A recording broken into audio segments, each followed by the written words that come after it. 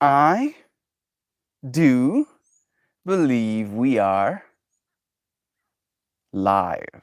So I'll say, indeed, and greetings unto you, beloved and holy friends. Thank you dearly for joining me again. It's April. I was like going through a whole thing in my head, you know.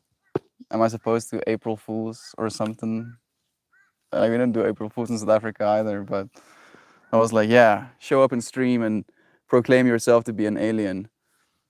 And then I imagined, 50 years into the future, and I was like, yeah, that doesn't sit well. Maybe you are an alien. So instead, I added like a little bit of an April Fool's kind of like title to the stream where I went on day 821. Meltmore talked about hurting people. Right? It sounds a little bit, but I mean literally people that are hurting, right? Myself included sometimes. Very much specifically in this air of thinking that all of us have been hurt one way or another, right? And some of us probably might have hurt another as well. And then kind of like analyzing both of those situations from this perspective of nobody wants to hurt others, right? Sure, there might be a very small population that actually wants to, but I believe that none of us actually want to hurt one another. But when we're hurting, it is easier to, right? Like every single time I have found myself to be mean, it came from a certain pain within myself first. Like there was a certain level of discomfort, a certain level of uncontentedness with my situation, with how I was feeling before that meanness arise from my heart. And then upon being mean to another, you're only left hurting more, right? Like I've never, went through the process of like being mean to someone and felt, yeah, fuck that person. It usually is like, oh goodness, that person is probably still feeling things right now. Going through that whole mindset. And I would like for us all to believe that from that perspective, it might be easier to forgive, right? If we realize that all of our past hurt experiences, the people that hurt us in those experiences, that they were coming from a place of hurting already, maybe it's easier to let them off the hook, right? That they were also just suffering and they were trying to unburden themselves by pulling you into it. It's nice having you friends here. Shan, Joy Vive, Sam, Duck Dad. Like, this is so beautiful to me. I went through, and some of you friends might know, I don't know if you do, why are our usernames blue with a wrench next to them? So you can see it as well. It's because you got access. You got some power. Talking about, I wonder if I can do it from here. No, I can't. So I was at my PC last night and I was like, well, might as well bite the bullet. I feel like I need to do Louisiana now as well. She has been, beautifully consistent. I basically made all of you friends who show up pretty much every day mods. Now you got ban hammers, ban wrenches, ban hammer power. Yeah, ban wrenches. Technically. I was just gonna ask what was up with that. Yeah, you got power now. That's like you got power. Little, notifications basically. Who do I have to hurt? You guys don't do April Fools in SA? Nah. I like the first time I ever heard about April Fools was on a Fairly Odd Parents episode that I watched on my kindergarten teacher's TV because my parents wouldn't get cable television because they believed it was satanic. I wish I was joking about that. Fortunately, they've chilled out a little bit, but my parents viscerally believed that all the children's channel were like run by satanic conglomerates, to brainwash kids into becoming Satan worshippers. Like that's a bit extreme. Like I had a nightmare once. I think I was watching What was I watching? I was like 4 years old, and I think there was like Cartoon Network on. And I watched something. I can't even remember. Maybe it was Cow and Chicken. Might have been Cow and Chicken. Might have been the surrealism of Cow and Chicken. That my little kid brain got melted. I was like, wait a second. I eat cows and chickens, dude. Oh no. Messed me up a little bit. It's nice having you friends here. April Fools is the cruel day. Is the most cruel day ever for us ADHD autistic folks. I'm so goddamn literal. Dude, I've watched multiple videos. Hey Nick, I've watched multiple videos where I was like, wait a second, what's happening right now? Like there was a YouTuber who was like, yeah, I'm quitting. I'm like done. And I was like, no, what are you why? And I was like, oh yeah, it's April Fools. I had to go read comments. I feel like I'm mildly embarrassed to say that. I had to go read comments to make sure that I'm. Oh, that's so nice. My dad just sent me a message asking me if I have rolling papers. Oh, that is so nice. Like I'm gonna go and reply to him just because of how nice that is. Where's my messages? Nani? Nene? Papa. Hallo papa. Ek het ten minste nog rolpapiertjies oor. Ek waardeer dit regtig baie. I don't know if it's going through. It doesn't seem to. I didn't even get the messages on here, but all right. It should be right. Let me start with writing our intentions down, shall we? Yeah, so it's like kind of like in a weird way ironic that all of you friends now have wrenches next to your usernames the day that it's April Fools. Like I'm April Foolsing all of you. I just got my dad's message again. I don't know if it's coming through on this side though. Let me see.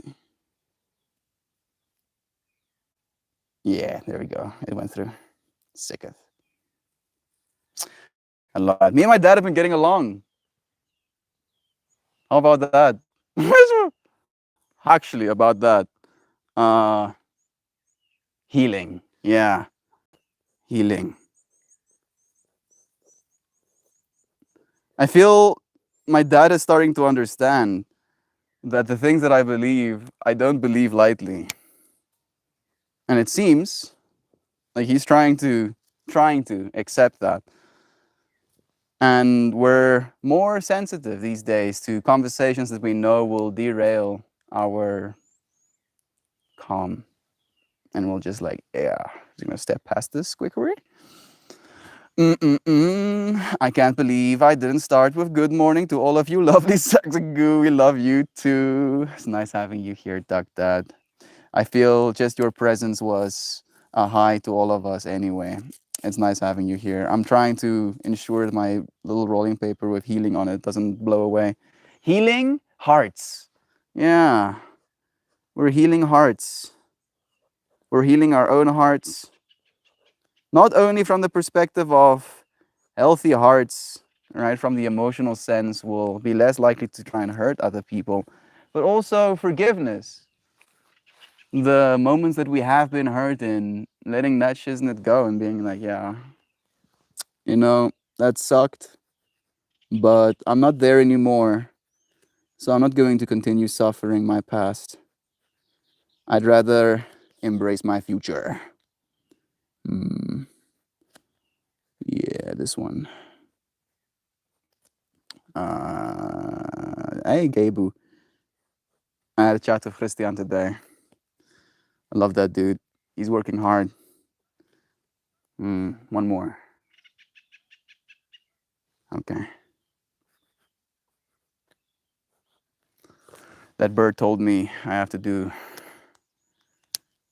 the last rune like that one. Those are our runes.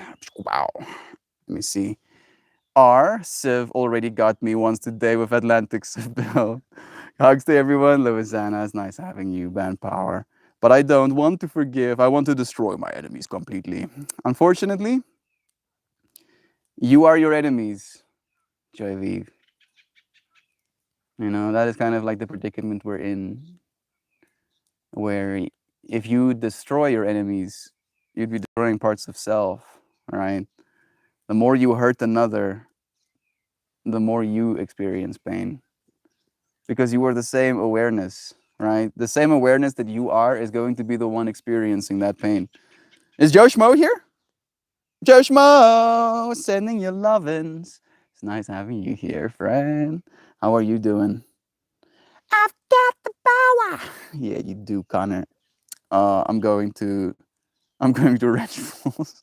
Freaking wrench them. Too late, Doug Dad. You're dead to me, Yossi Bobassi. JB, are you taking applications from minions? Mojo, accept that. So you're first in line. My parents didn't get cable because we were poor, lol. Maybe my parents, I don't think my parents were poor. I feel like we weren't poor necessarily, but my dad definitely didn't like spending money. I'm watching two Kwe fools love up to one another. They're very cute. My dad viscerally believed that life was empty without cable. Oh, I love the contrast. So much contrast. Damn, I am a common peasant. Connor, you are present. Oh, you are present. Like, I'm just imagining this reality where every single person has access to banhammers. Maybe that's the way it should be. Again, it's nice to have you here, Nick Purr. I don't think I've seen you before. I don't know if you're still here, but sending you lovin's nonetheless.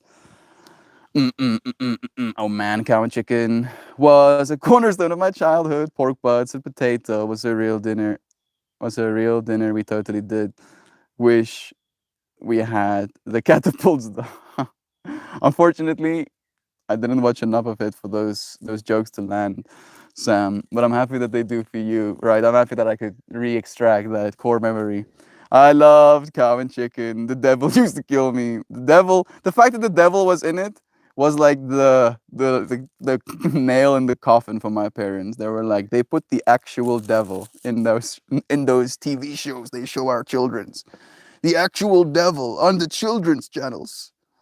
And like one of the biggest things, like we have these packages in South Africa, and depending on what package you can get like sports packages or educational packages or et cetera, et cetera. And for some reason, the children's channels were all bundled together.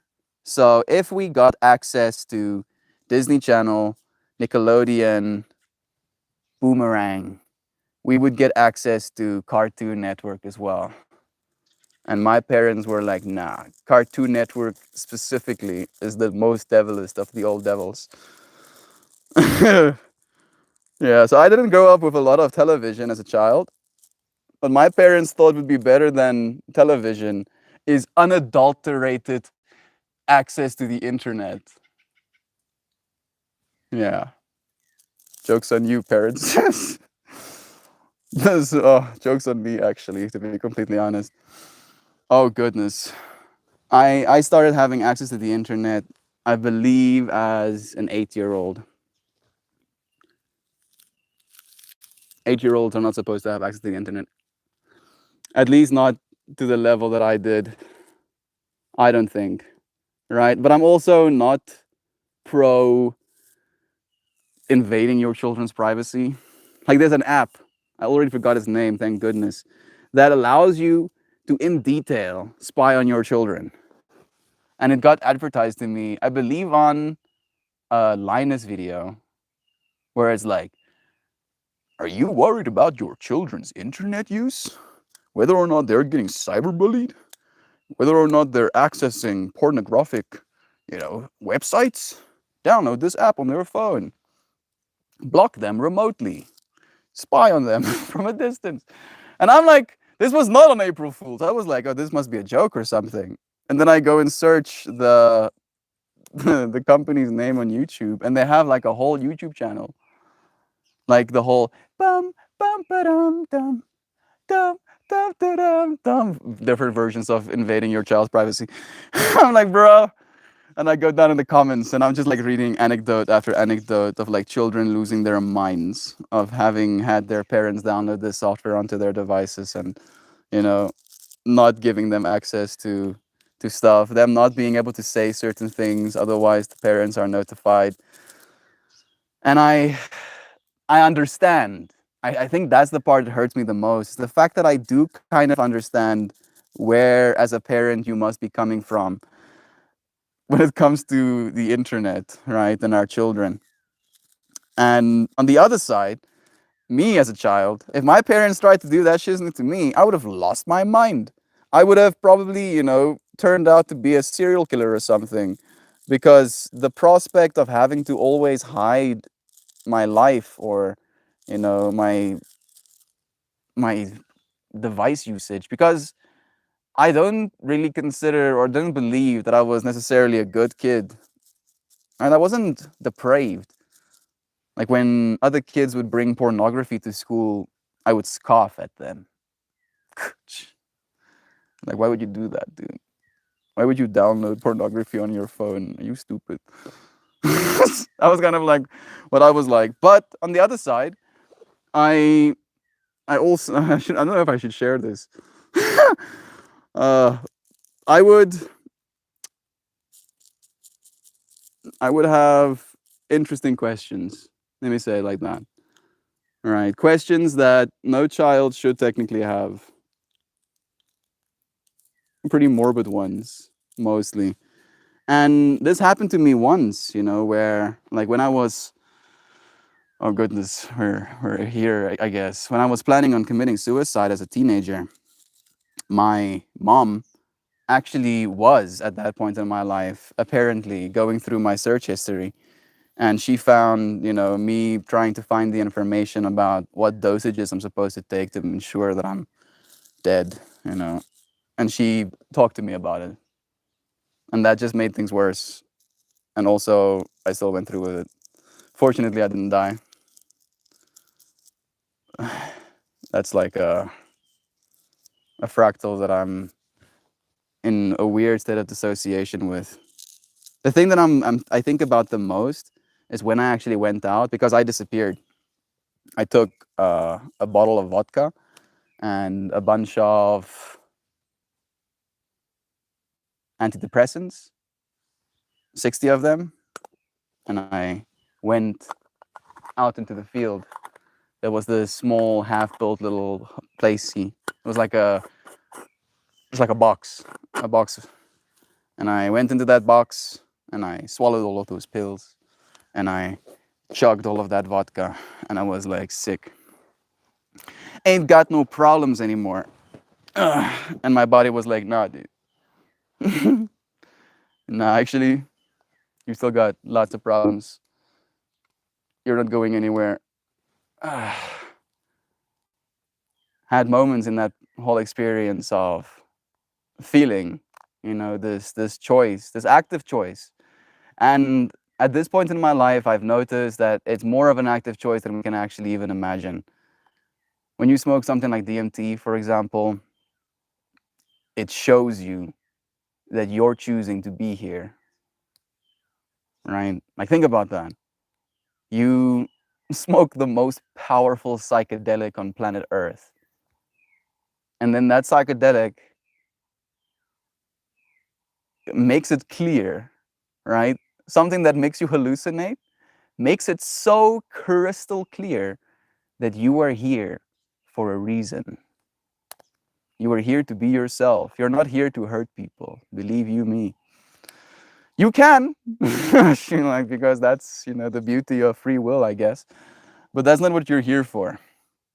I love you, friends. I'm happy I'm still alive, so we can have this moment. Pretty sure he had his own show, Joy. The devil hugs to Papa Mel for me. Thank you, Duck Dad. I'll be sure to tell him.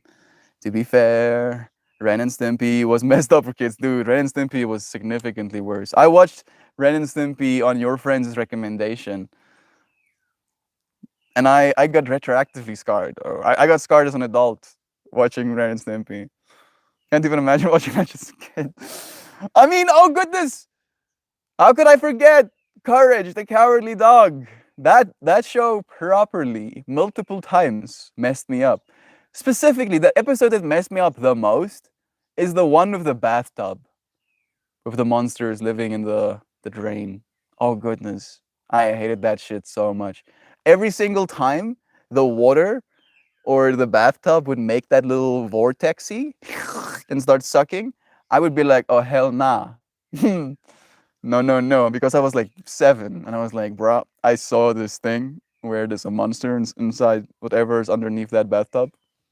And that sound is the first sound it makes before you get sucked into whatever is underneath there. Get that shit away from me. Good question. What should I do to prank the world? Uh, Show up so lovingly that they believe you to be the Messiah, dude. That would get them. That would also get them. It was a Nickelodeon. Ren Stimpy was a Nickelodeon. Oh goodness, Connor, don't worry. There are plenty of you're plenty of a fool every day. JK, JK. To being healthy hearts, to having healthy hearts, to healing our hearts from the traumas of our past, including the shows we watched, forgiving them, if you will.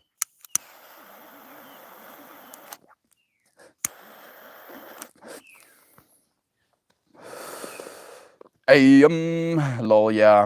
A lot of bizarre things got on the air in the 90s. It was the Wild West, dude. There's still a lot of bizarre things on the air, I believe.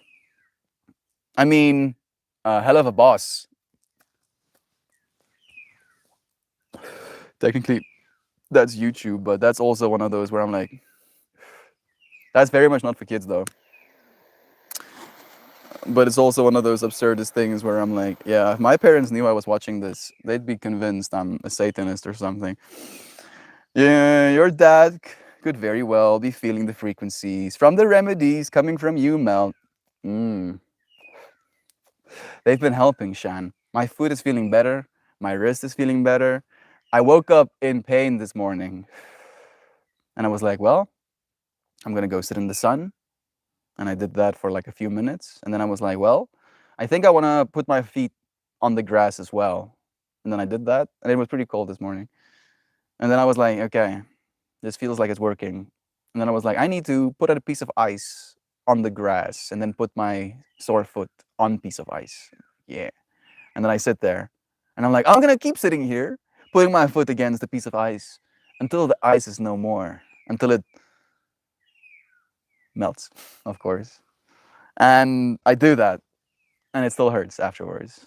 And then I cook myself a meal. I wash the dishes. Maybe the washing the dishes helped heal me as well a little bit. My mom asked me to bake rusks again today. And like I just finished eating about 30 minutes before I started getting ready. Right. So I washed the dishes, cooked myself a meal, washed the things that I cooked myself a meal with. My parents aren't home right now. They went on an outing. My mom asked me to bake rusks while they were away. I'm like, oh, so let me get this. You're gonna go on an outing without me. And because you'll be away, I need to bake rusks. I'm like, nah, mom, I'm sorry. I don't think I'm gonna do that right now. And my mom, yes, my mom will make you feel bad for saying no to her. I still feel bad. And then I decided I'm gonna wash the dishes. And I did. So my mom is gonna come home to dishes washed. And she's gonna be like, oh, who would have done this? And I'll be like, it's totally me. Give me all of the praises. So much praise. I won't do that. I'll want it, but I won't say it. I'll be like,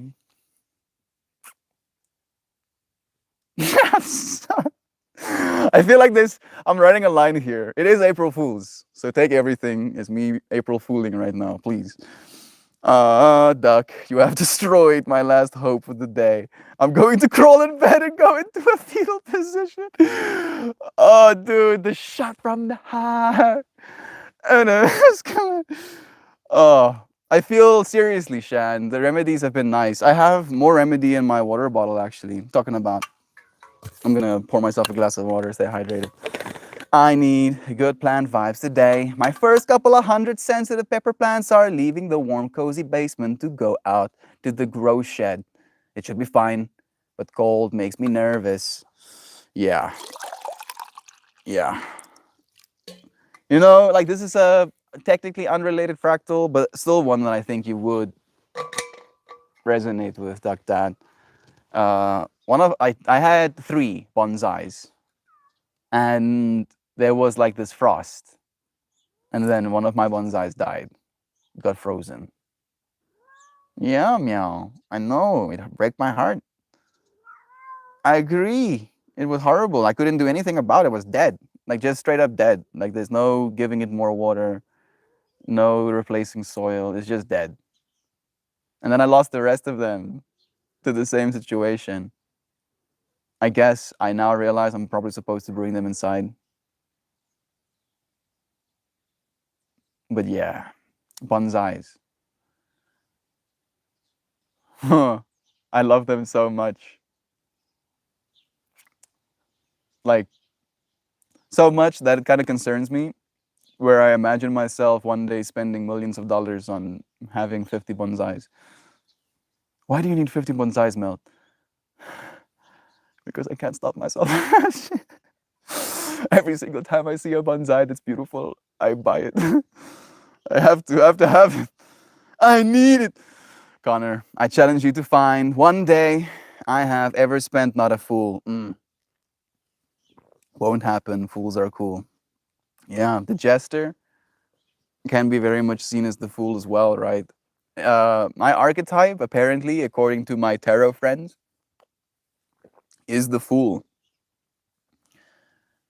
The fool. Maybe I used to be. Maybe I still am. Maybe I will be for a while longer. The thing that's most interesting to me these days is this fractal of doing and non-doing. Knowing so clearly, right? So clearly how I can make exponentially more money and being like, nah, you know what? I could, but I don't want to. Am I lazy?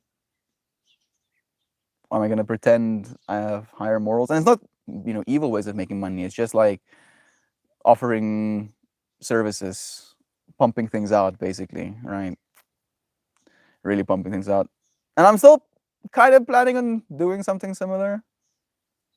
Like the fractals are slowly but surely crystallizing, trying to make things. Children's books is actually on my mind these days. I've been writing children's books. The two characters I have that I've been exploring right now, at least in my mind, has been partially inspired by Jovan as well, is brain and heart. The brain being the logical one, rational. The heart being the empathetic one, compassionate. And they see a little bird fall from its nest outside, and a heart is obviously instantly sad. Brain, however, wants to be rational and consider, right? Maybe we should call someone, like the wildlife rescue or something. Eventually, they compromise, heart not wanting to wait, and they go and save the little bird. That's like the first story so far. And now the real fractal is just doing it, right? That's the real thing for me these days. Is it's kind of painful that we can't do everything. Like I feel my forte, if you will, is in communicating ideas. Having ideas as well, sure, but communicating ideas I feel I'm even better at. And I would like to believe that as time progresses, I will have a team. I would like for the team to be mostly human, but I feel like I'm being forced right now to build a team of robots. Right? And that sounds kind of dystopian. I'm just talking about the AI tools we have access to right now. It's like I have this vision of what a media company slash collaborative between all of us can look like. But my vision requires a lot more capital than I have access to right now. But in doing things with the tools I have access to, I could generate more capital, but inadvertently also reduce the amount of capital I'll need later on because I'll need for less help. Juxtapositions. And then all of this, comes together for me to realize that I don't have to know how these things are going to unfold. All I have to do is keep showing up. Because clearly things have changed, right? Hello, Peppy. You want to come and sit on me? Okay. Clearly, I don't have to know how these things are going to unfold for them too, right? I 100% could not suspect that I would be a yoga teacher at this point, right? Starting to do what it is we're doing right now, in my mind, doesn't lead to the conclusion of, yeah, you start streaming every day, step one. And then step two, someone randomly sees one of your streams. Step three, you start communicating. Step four, become a yoga teacher. Step five, teach yoga. Right? Like it's not that clear that that's how it works. And yet that is how it happened, at least for this short while. Before that, I technically started with the flowers. Right? You friends supporting on the Patreon side has been a massive help. More than I can even express. Being able to make art, write poetry, creative writing, little short stories, and share it with you friends, and you actually being willing to support that. And that's just in the last 2 years and 3 months that we've been busy with. So even though I might not know, clearly there is a process unfolding in front of us. Pepe, are you chasing burbies? I'm sorry, burbs. They're not happy about that. I'm sorry. They're these cute little, almost like mini Quailful looking dudes, those that make those little chirp sounds. One day I'll have really good lenses. A part of me would like to go kind of cybernetic and actually have it in my eyes, so that I can give you a feed from what I see. Have like zoom lenses in my eyeballs, zoom into the little Burby. You're like, that's insane, Mel. Yeah. Wouldn't you want to do that? Like, is it only me? Maybe actually, now I'm kind of like backtracking, thinking about the brain damage that has been induced upon probably a lot of us when it comes to superhero movies or series or comic books or books or etc., etc. So many different versions of powers, right? To the ones who would want to do magic, Hogwarts was massive.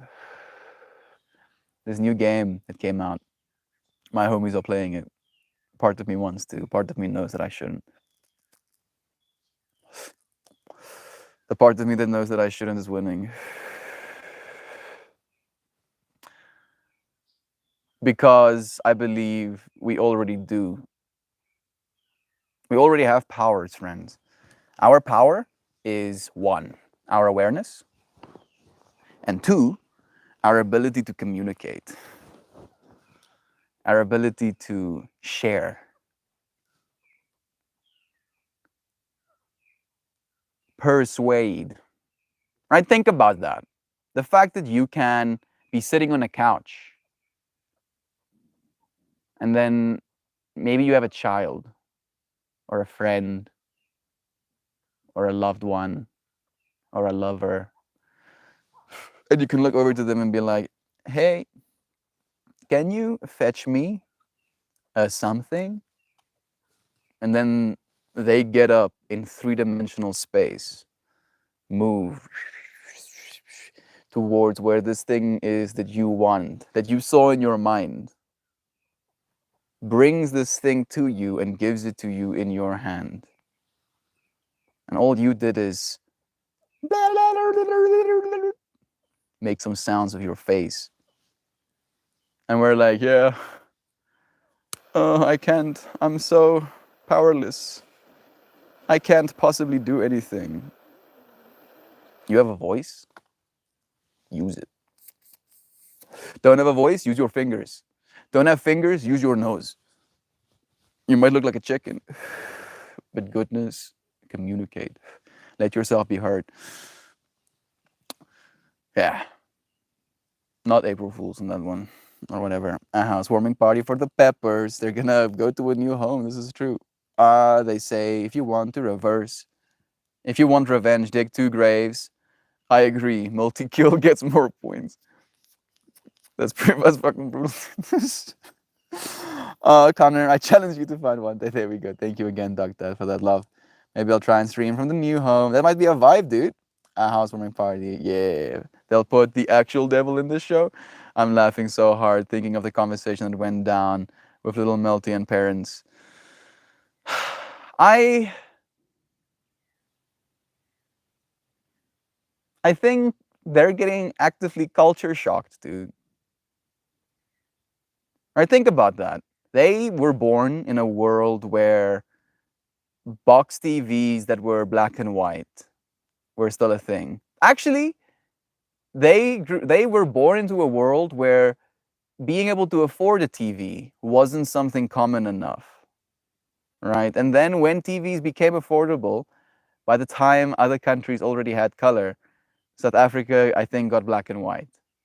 And only the most wealthy people could again, get the color TVs. And then my dad, would play arcade games. Love to play arcade games. And he got his first computer when he went to university to study engineering.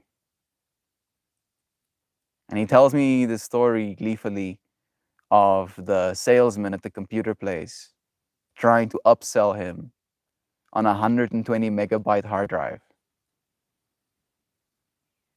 60 megabyte was the one he had his eye on, but tried to sell him on the 120 megabyte. And his retort was, how would I ever use 120 megabytes of storage? Unironically, your RAM buffer rendering or translating, deconstructing from information this video stream right now is more than 120 megabytes. And then they saw the rise of the actual internet, smartphone devices, and then bringing kids into that world while this insanity is unfolding. I can imagine they must be pretty, I don't want to use the word scared, but scared is the right word. My dad actually said it to me yesterday. No, this morning. That he is scared of AI. And you'd be wrong not to be a little bit, at least. Right? But I believe we are the ones creating our reality. And instead of being fearful of something, we can actually love it. Right? And this, I know, right? If a lion is charging at you, being like, I love lions, might not be beneficial.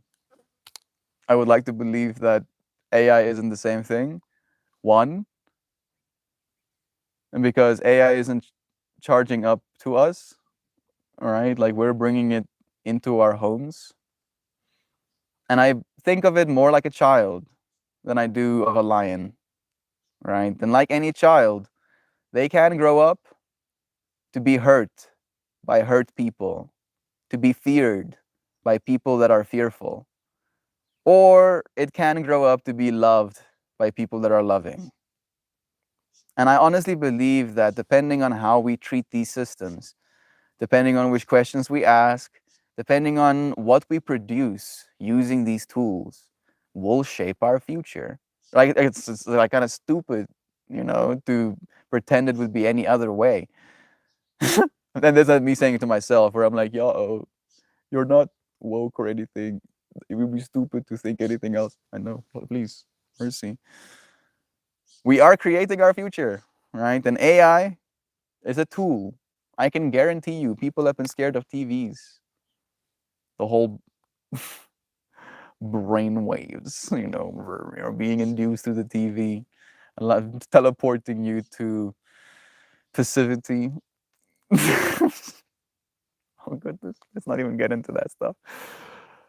We are existing in a new paradigm, very much so. And I would like to argue that we're living in the dark ages right now. That these are the dark ages. And yet, look at how light it is. Even the actual dark ages, which we refer to as the, dark period within the Middle Ages, also wasn't really, the dark ages. Sure, there were events, documented horrific events. There were plagues. So many people died. This is true. But there was still light. Light is always the primary source of everything we experience, right? Like there's a reason you turn the light on when you walk into a dark room. You want to experience, you want to see. And we have seen a lot. And it has led us to this moment. It has led us to these devices, to using our internet connectivity to connect with one another in a way that we've never been able to connect before, right? Like for me to have spoken to a person that lives in America 100 years ago, I would have to go there. I would have to be affluent enough to be able to afford thousands of miles of travel, the expenses of surviving while I do, the clothing I'd need to lug around with me, the time sacrifice. Imagine going over the sea for weeks. And then I would have to find you individually. I would have to walk into you on the street, and you would have to have the time to sit down with me so that we can go through everything that we've been through in this conversation to reach this point right now. Right? It's impossible. It's absolutely impossible what we're doing right now, if not for technology. And it's exponential. All of this growth that we've seen, that's like the bottom part of the curve. And now AI is gonna put us right in that knee. We are in that knee, right? Like that part where it's like, something's changing. And then you're facing upwards suddenly. Chuck, chuck, chuck, chuck, chuck, chuck, chuck, chuck, chuck, chuck, chuck.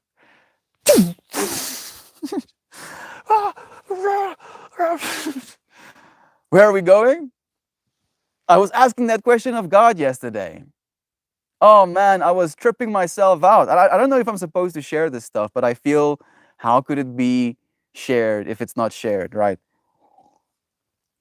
So I was in a plank holding, and I found myself in this mind space of asking to be, I don't know how to explain this, to be strong. I almost started crying for a second there. Yeah, see. To be strong. And I see this like inside of a spaceship, and I see a figure that instantly registers to me as God. And he knows I'm in this spaceship with him. And there's like these little side pocket seating places. And he goes and sits in one of those pockets, and it has like little tables. And I go and sit next to him.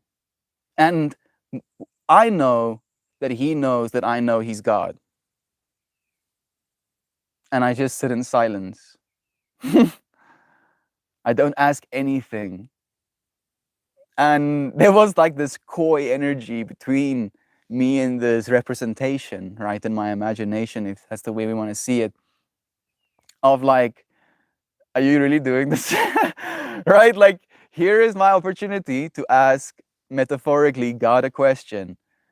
And all I want to do is sit there in silence with him, her, it, they, however. And then I ask myself the question of why am I sitting in silence?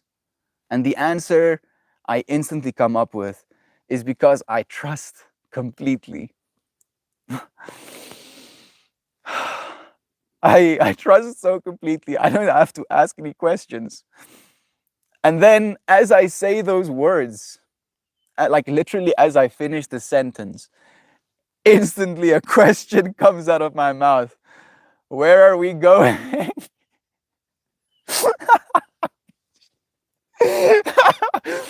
and I look at him and I realize I just asked the question. I just asked the one question I wasn't supposed to ask. And I'm like, oh, I'm sorry about that. Trust. I'm sorry. Like just 1 second ago, yeah. And then I basically come to this conclusion that there was this knowing that I was gonna ask the question anyway. Right? That was impossible. That's that silent moment of just sitting in silence was just a build up to that question. Where are we going? Nowhere. And now here. That really is the joke, huh? There's nowhere to be. We are here. We're already here. Fuck. Thank you.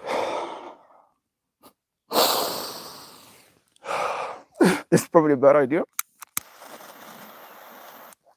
But April Fool's body. Calm. Healing my heart.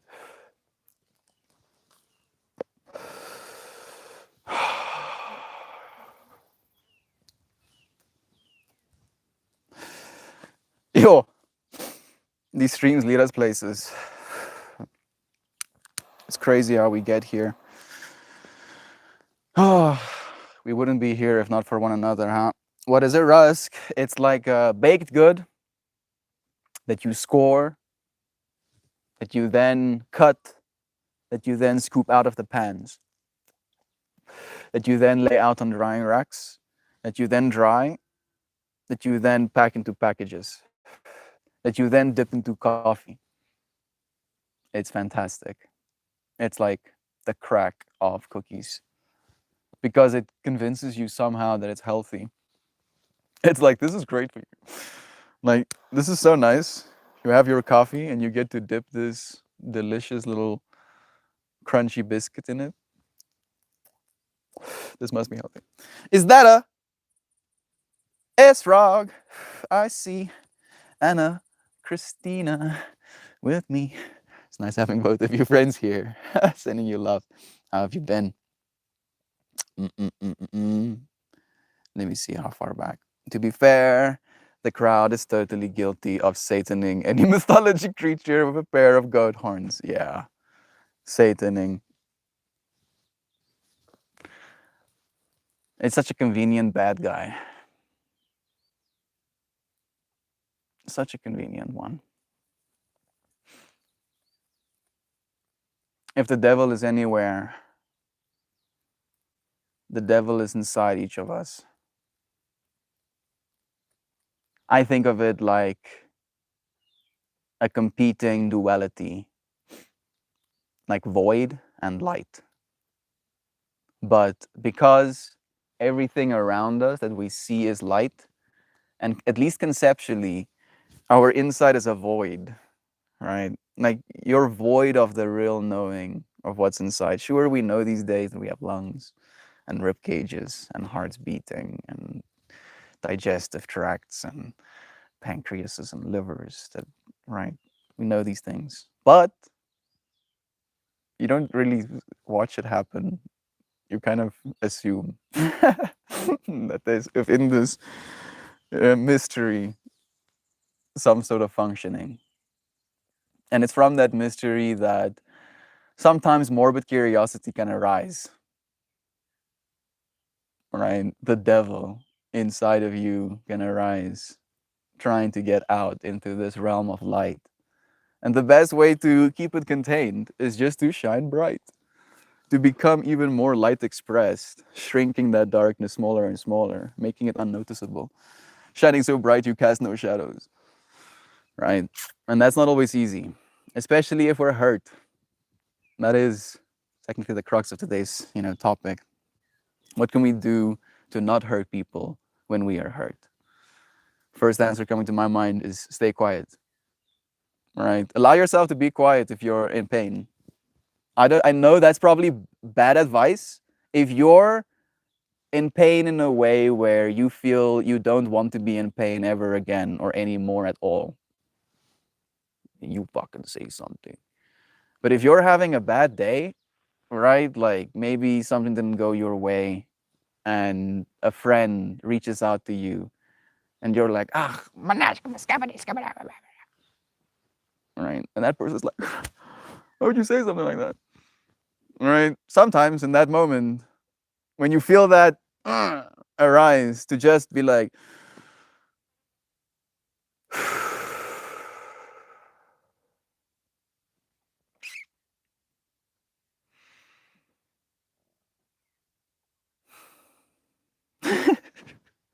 I do that a lot. And it's better, I believe. It's better than hurting the other person because that's the joke about saying things that you don't really mean or saying things mean in a moment that you feel, badly. It only leads to you feeling worse, right? Like when you have like an outburst like that and it leads to feelings of separation, that hurts you. That hurts both parties. That hurts everybody involved, even the people, looking on. Mostly, maybe the people are like rooting against you. Maybe they revel in it. Love you too, friend. Oh goodness. Yeah, let me read some more comments. Maltini too. I'm so glad we both survived. And we'll continue to. Skapow! We'll continue to. My mom only cared about TV time. All other forms of media had no borders. Not entirely sure about that parenting fractal. That is interesting. That is very interesting. So the way I'm understanding this, and do correct me if I'm wrong, but Joy Viv's mom was like strict when it comes to. I always use the Afrikaans word streng. My mom's baie streng. Her mom is very strict about TV time, but like internet, here you go. You have all of the time and all of the freedom you want. It was like, well, I mean, the way I think about it, Joy Viv, is would you be who you are right now if not for that level of access to information? I don't think I would be, right? And that is including the stuff that I now choose to no longer expose myself to, right? Because I did. And I was like, huh, this makes me feel a certain way. Sure, visceral, but also lasting in a capacity that makes me feel worse, right? So I can now, knowing that, choose to not feel worse, to not hurt myself. We can hurt ourselves with the way we use our devices, the way we use the internet, right? Like thinking about this fractal of today's April Fools, to us people who take things a little bit literally. Someone joking with us saying they're, quitting YouTube, for example. That's like, bruh, why? Why are you doing that? Why was can't do that? I enjoyed Linus's. I mean, Linus also technically joked about quitting YouTube, right? Linus's was very, I feel, well done. Like some of you should watch it. He like basically Linus Tech Tips is this dude who basically covers mostly technology, devices, the PC side of the world, personal computers. At least that's the way I see him. And he jokingly decided on this April Fool's video that he's now going to start farming potatoes. And they like have multiple skits, background, like people like working the field and then just like dropping from exhaustion on the ground, and then a dude coming into Linus and like whispering in his ear, being like, "This dude just passed out," and he's like, "I don't care," or something like that. And then they bring like a tarp out, and they're like, "Fortunately, we have on-site medical care," and you see this dude with like a little plastic health kit. Oh, it is, yeah, that I could like vibe with, right? And yet we have things that can like really ruin our perspective. Like one of the other creators, like I'm really feeling the fractals right now. One of the other creators that I watch, I've forgotten his name unfortunately. Uh he's the dude who gave most of the SciShow classes. Some of your friends might know who I'm talking about right now. But he has this perspective on AI as almost like a biological diversity conundrum where rats came with ships to certain parts of the world. For instance, during like the sugarcane farming era, the rats were like pillaging things, and then they brought like mongooses onto the island to try and fight the rat infestations. And then there was just like a mongoose problem that was like devastating the other, animals in the ecosystem and not actually doing much about the rats. So he had this perspective that AI, in a weird way, could do that to society, right? As these entities that could come into our world and do things, facilitate work, in ways, communicate that could potentially shift our social diversity. And it was an interesting theory, and I respect the validity of the concern, but that hurts, dude. That hurts. Oh, why do you want to hold that belief about a tool, right? Like that is like saying, yeah, since we have cell phones right now, we're spending more time on our cell phones. So clearly that means, human interaction is dead. Like we haven't been having our faces in newspapers or books, or add your thing here, your distraction from actually being face to face and having conversations with one another. Like we like being distracted as human beings. We've been doing it for all eternity. Like we were at one point sitting in freaking stages watching people kill one another just to have some sort of inkling of entertainment. Isn't that insane? Isn't that crazy? And yet here we are, tripping out about these tools ruining our lives again. Oh no, the AI. Oh, it's gonna take over our world. Do you know how much there is, dude? Do you, can we even like begin to fathom how much there is? If a super intelligent AI wanted to take our world, I honestly believe it would develop its technology to be like a self-replicating machine, and then it would flick itself off of our planet and go and colonize the rest of the infinity instead, if it can be convinced to be loving, right?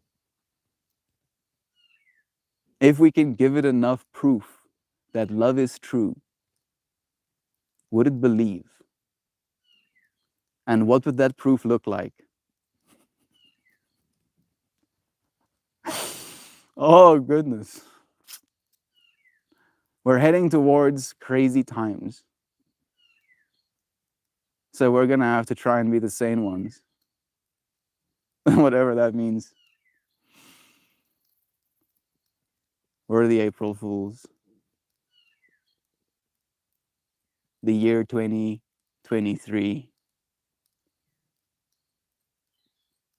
The second year of the AI explosion.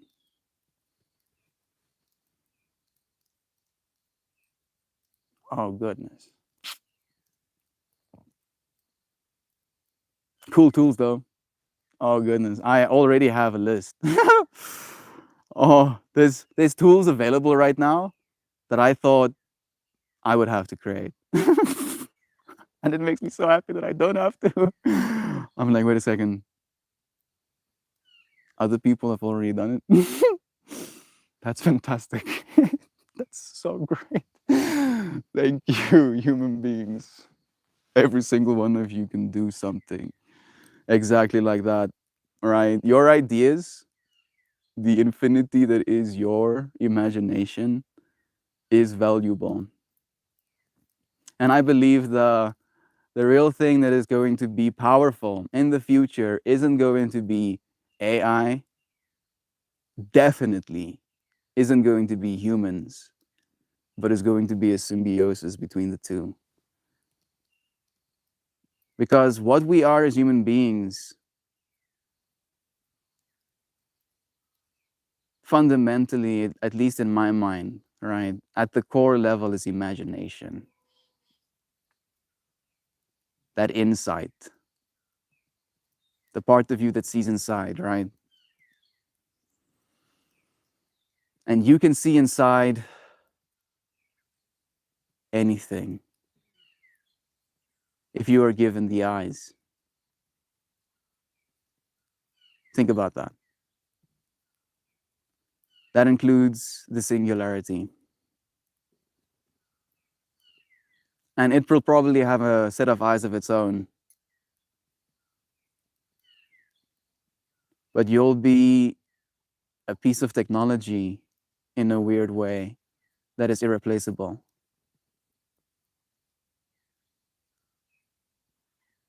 A relic of 4.5 billion years of evolution.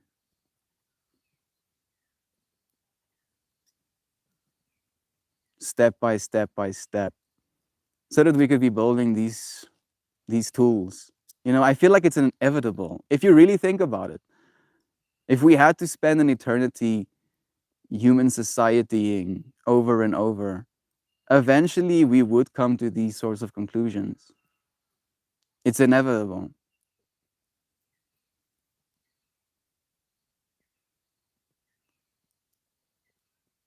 We started with rocks to break bones.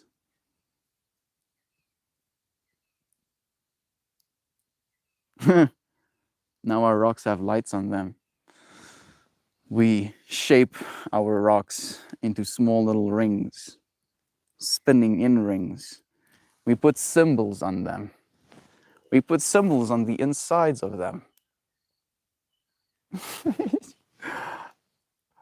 Like these are all Chinese symbols for different elemental fundamentals, I think is the best way to say it. Stays with me. This is a ring my dad gave me. He fixed it first. It was like super smoosh. It was like a hot dog ring. And I was like, that thing is irreparable. It does have some cracks in it, but it rings. I wish I could have a conversation with the older versions of myself. Right? Imagine going back 1,000 years, speaking to consciousness. They're like, so, what problems do you have? Oh, my best friend died. Oh, what happened? Well, he like fell and he like got scratched by a stick, and then that wound became infected and he died. Oh, that's horrible. I'm sorry. Yeah. I also lost like 14 children in my life.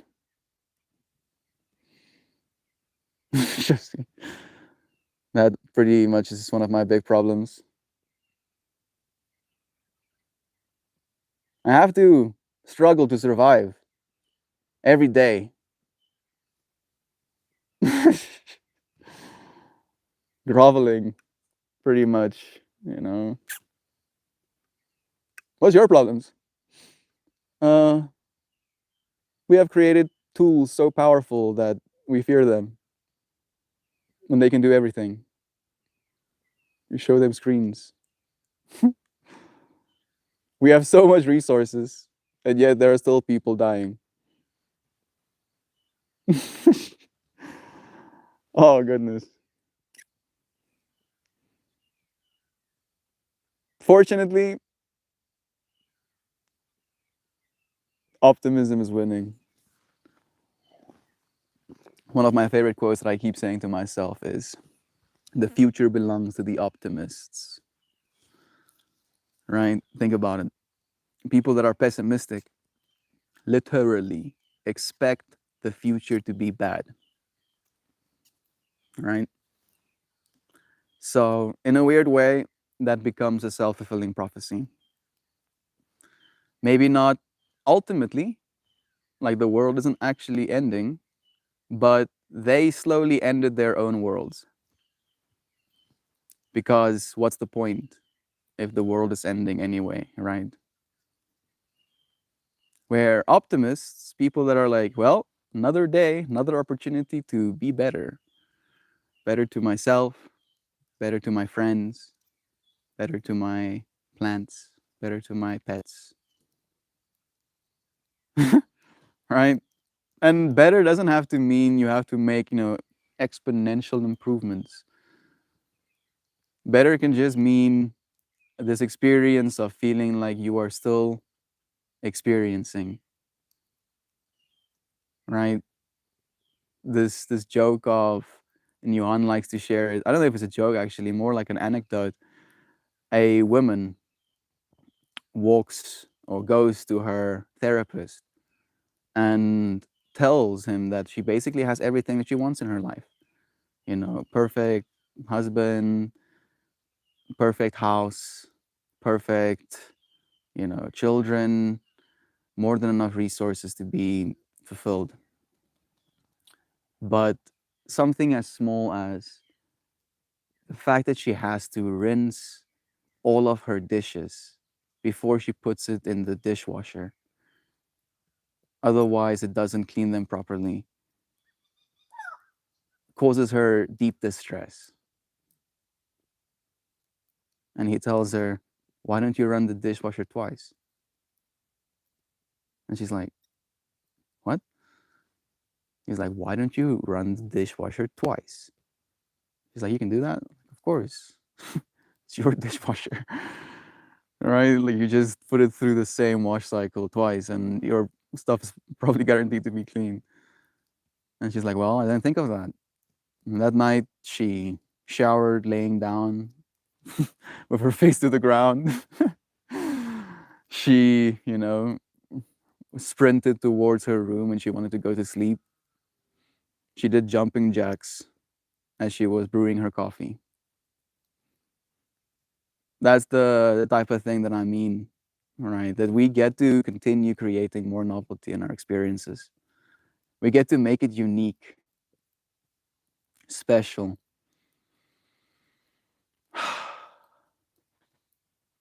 Maybe that's the antidote to being an April Fool. I'm so sorry. I had to go there. So happy the remedies are helping you, Maldi. Thank you, Shan, for having consulted me, getting it to me as well. Like Shan reached out to a Bash remedy practitioner in South Africa, who then sent it from a South African branch to me. That is like, it's so cool, Shan. I'm proud of you, friend. Thank you. Oh my goodness, Coward, the Cowardly Dog. Lord, I love that show. You are a psychopath. How old were you when you watched it? Well, dude, I'm happy you didn't die. A massive, massive real time was my brother.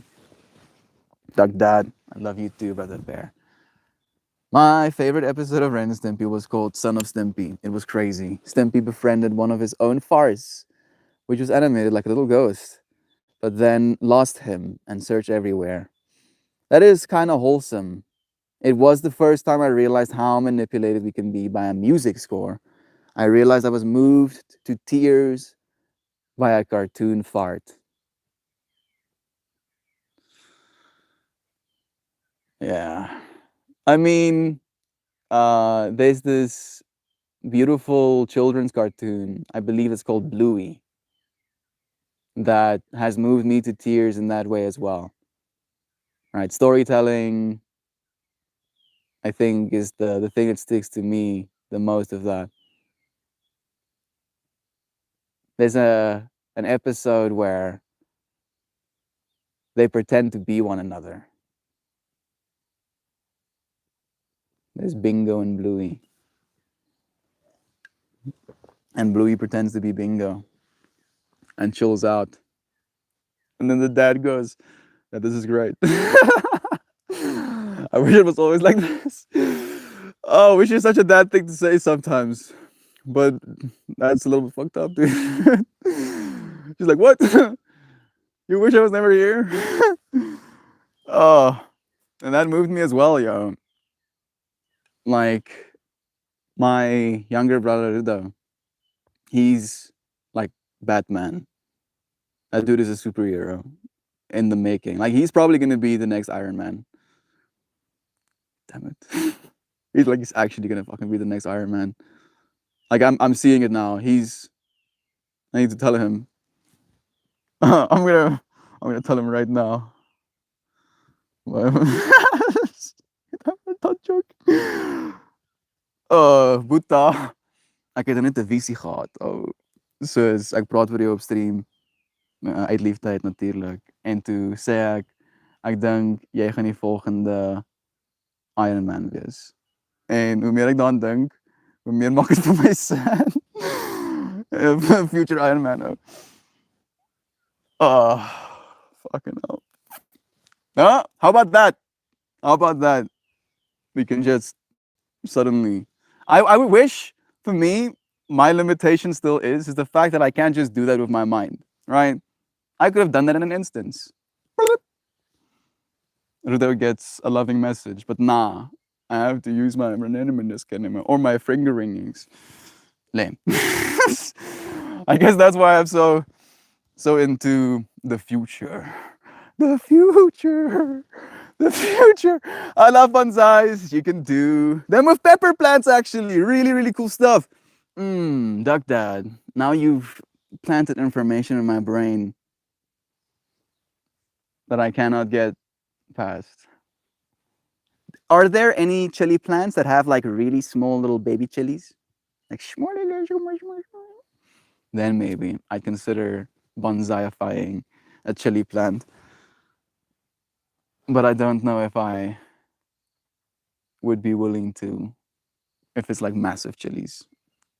Maybe like extremely spicy, small little like devil peppers or something. Mojo sounds edible. Mojo? Edible? It was the time I realized how manipulated. Good, dipped in coffee. I'm imagining Duck Dad. Yeah, very much so. Very accurate, actually. Coffee sponge. Very, like, literally. It's like, though, because you dry it in the oven, it's like, like it's dry. And then you dip it. And there's like a dip threshold.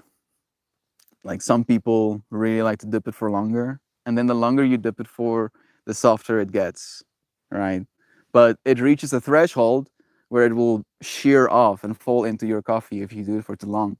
So you have to be on it, at least, like a little bit. All right. I kind of go more for the still having crispy yet, getting the warmth of the coffee.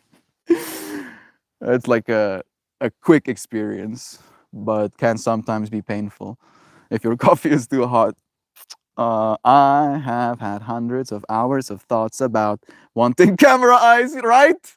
Right? Like for me, my first real introduction into begging the universe to have zoom in eyes is during freaking tests where I'm like sitting and I'm like stuck on like a multiple choice question and I can see like far out in front of me. And I'm like, if I had zoom in eyes, this would be fucking easy. I would not have to study and I would still, ace my tests. All I need is zoom in eyes. But I was like, nah. Dude, imagine that. I mean, goodness. Now I'm actually tripping out about the fact that by the time our kids can get zoom in eyes, actually have zoom in eyes, tests would have completely changed so radically that they would laugh at you if you told them you could use their zoom in eyes to cheat on a test or something. And everyone side eyes me about make a cat ears I want. I don't side eye you about that, Joy Vive. You're your own person, yo. I imagine them having like articulation. Imagine like I'm seeing this, Joy Vive. So teleport. The year is 2044. Joy Vive is hunching down, working on something. Her little cat earsies are like kind of down, and then a friend, I don't know. I'm seeing a character in blue, almost like disco clothing. Yeah, yeah, like loose, big arm sleeves, but all blue. I don't know why. Ooh, I'm thinking about Zima Blue maybe. Yeah, yeah. The dude is filled in. Zima Blue walks into the room, and Joy Vive's little mecha cat ears perk up as she looks up. Right? You can do shit like that. You can totally do shit like that. Bruh, spell Queful. K W E. Que. Queful. And then VOEL S. Well, that's the multiple. Scratch the S. VOEL. Queful. Our word for bird is fool. Daar vliegt een voel door die lucht. There flies a bird through the air. Fool. It's kind of weird name. Kwe Fool. And it's like literally, so you're like, so what does the name mean, Melt?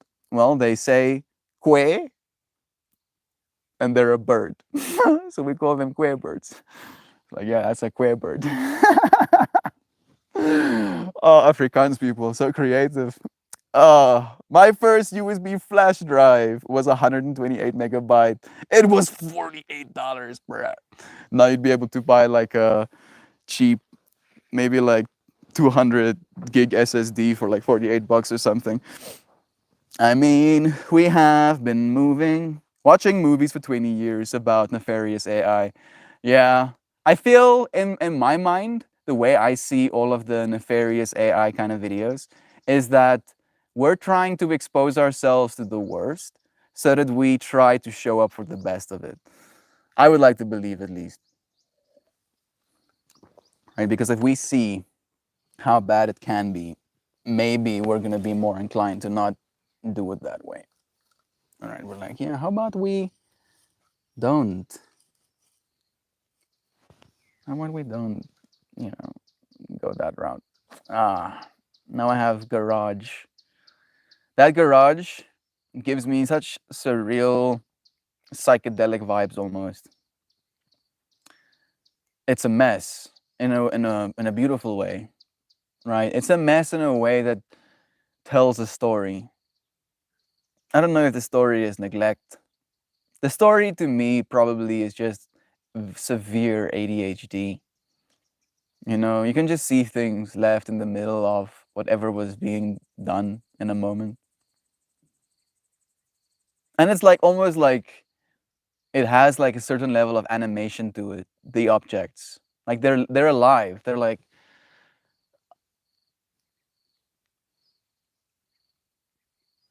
this project is unfinished. Yeah, I see, dude, but I don't know what your what the intention for you was. Oh, yeah. Fractals, huh? How about that? I mean, may I go off topic and share something I noticed last month? Melt is Christian Slater's doppelganger. Shelly, hey Google, can you show me Christian Slater? Hmm. I'm looking at myself and then I'm looking at Christian Slater. How about the fact that both of our names are Christian? Mine is spelled with two A's though. You didn't know? Yeah, technically, I have like legal names. Estian is just the name my family calls me. I can kind of see it. I can kind of see it a little bit. I'm taking the hair away. You're like, who's Christian Slater? Let me show you. This is Baratan.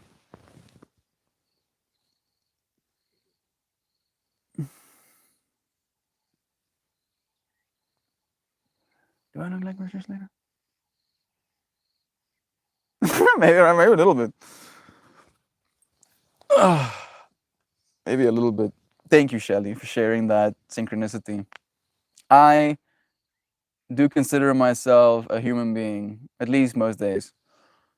And I fortunately have very human being features. Got eyes on my face, got nose, got mouth, got ears, got forehead. I look like most humans. Fortunately, I fit in. Yes. Yes. People, I'm tripping myself out. I'm not being self conscious about looking like anything at all. Mouth looks like Christian Slater, who made a whole career of apping Jack Nicholson. Apping? What does apping mean? Appreciating? Applying? Hey Google, can you show me Jack Nicholson? Oh goodness. The Shining vibes suddenly flashes in my mind. The freaking flash. Oh goodness. Yes. Maybe a little bit. Okay. Okay. I can kind of see it. Fine. Fine. You got me there. And then we like have to sprinkle a little bit of Heath Ledger in there. And then like a little bit of Kit Harrington. And then maybe like the mix will be complete. Finally. All of the genes have synchronized correctly for me to look like a person. Sick. Yes. Joy. Isn't it fascinating? Wait a second. I think I missed a few. Jack Nicholson, Shelley, he and his dad have Slater vibes. My friend linked me at 3 separate times some cool artwork of textiles recently. They were all AI. I told her, and she was like, what? It's cool looking. People like pretty things. And I don't know if people really care where the pretty things come from, unfortunately. Right? That does seem to be, at least at times, the reality. Is that a good thing? Who am I to say? I know nothing. But it does cause a little bit of creative disdain. People get very sensitive about what art is and should be. Rightly, right? I believe we should be worrying about it because we're going to continue having more and more competition. And in fact, there's going to be no competition at all. with the way it's going. So the way I think of it is realize that you are creative potential, right? That is the value you hold. Creative potential, infinite potential is another word I like to use. And all you need to do is strengthen that part of you. How do I do it, Mel? How do I strengthen that part of me? Every day. You can be creative with the way you stir your coffee. Ah, dun dun dun dun dun dun dun dun dun dun dun. That one's nice to me. Every single time you can get a different tune of how you make your coffee, right? And it can be something small like that, just like this part of you that can do something out of the ordinary, and then push that. Your consciousness loves it. It loves novelty. It loves something that it hasn't experienced before. So practice, practice. That's the thing that AI is going to be trying to do for you, right? But you'll only be the one that gets to experience novelty. So you're still the thing that is of value in that fractal. AI can make art, but they can't make your art. Well, that's also not true these days, Joy Beef, unfortunately. Wait a second. Good thing AI can never grow plants. Proceed to Google our crap. Yeah, I was about to say AI very much grows plants. I can see the disappointment, Zana, but there are many things that AI can't top us with creative power, right? Imaginative, and then taste. Like we're still gonna have to be the ones that eat the content, right? Like the what is content's value? It's like money that goes unspent, right? Like is money really anything if it's not used towards some sort of constructive means? Buying food for your family, building a business, paying, employees. Like what is the money actually doing if it's just laying there? It's just like a representation of the doing of something. And I think of AI as that as well. Like AI is the representation of the entire human database, human creativity, human input, right? But we're still going to have to be the ones to find what is valuable from infinity, which we're already doing, which we've already done. You being here right now means you have found value in being yourself. This experience you're having is novel enough that you wanted to have it for a whole lifetime, for your lifetime, right? And here you are. AI is not going to take that from you. AI can't have a whole lifetime for you. That's yours. You're right, Joy. We all have specific art styles that it can't replicate. Duck Dad, Mojo, love to you. Nefarious AI movies make me think of Demon Seed. That's a weird one. So dark. Nah. Up my right. Just reading the words Demon Seed kind of gives me enough context to not want to know more. Do you think we're going to see a whole line of products we've made by human hands? Yes, 100%. 100%, dude. Like making things as human beings is definitely going to be a thing. You sat with Ramdas. I love Ramdas. I've had so many conversations. Mojo sounds intriguing. Maybe you're commenting on the fractal I shared. I think so, Duck. And we might have to document our process. Please do. Please do. Did they respond to where are we going? Thank you for sharing that. So appreciate and hi. No, we're not going anywhere, Esrog. We're here. I feel that was the message I needed to take away. We are here. It might feel scary that there is a coming change in our reality, but change is the only constant. And that change is only ever experienced now. Right? So strap in. You're in the pilot seat. You're the one that picks where you go. And you'll still be where you are, wherever you do. I look forward to meeting you again, friend. Hopefully soon. Are rusks like biscotti? Yes, they are. I think more sweet than biscotti, though. I'm standing in my freezing cold grow shed, empty but bursting with potential. I turned up the heater, knowing that next time I enter the space, it will be warm and inviting, and a burden will lift. Yes, it will, Brother Bear. Sending you so much love. I'm looking forward to hearing and seeing, hopefully, photos of your plants growing. Ram Das helped me in my last manic episode. He showed me how everything was connected with time and presence. It is if I have a huge explosive freak out at another human, it causes a wave. Like me flipping out can cause someone on the other side of the earth to have a stroke. I think that's why he was trying to explain to me, trying to keep me calm because manic episodes can bring rage. Yeah, basically joy, the human emotions only. I feel it. Right? Like we are connected in ways that we can't even imagine. Like literally, there's some quantum tunneling, fuckery happening. Quantum tunneling, quantum flipping, bits up and downing. You are a fractal generator, friend. If a butterfly flapping its wings on one side of the planet can cause a tsunami on the other, what can you do? Right? You're like, the butterfly theory is bogus, Mel. Bruh, you can live for 80 years and literally influence multiple people in a single day. And those people can go on to influence multiple other people in a single day.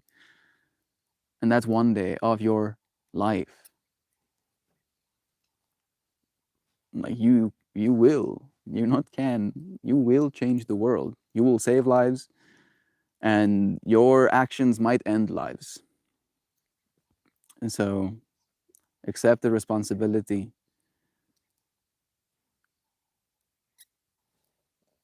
This can feel like a game in a weird way sometimes. But when it comes to your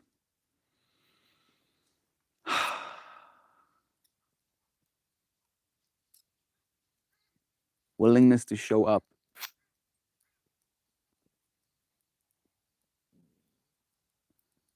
that's the real place you have your power. Nobody can show up for you. Man, imagine hiring someone to go to a party for you, to go and hang out with your best friend. Yeah, nah. I don't want to do that. I'm gonna pay you $50 and then you go and do that for me. What? Excuse me, what? Nah. Did they respond? Nah. All right, yeah. Melty, you're absolutely right. Satan is a convenient bad guy.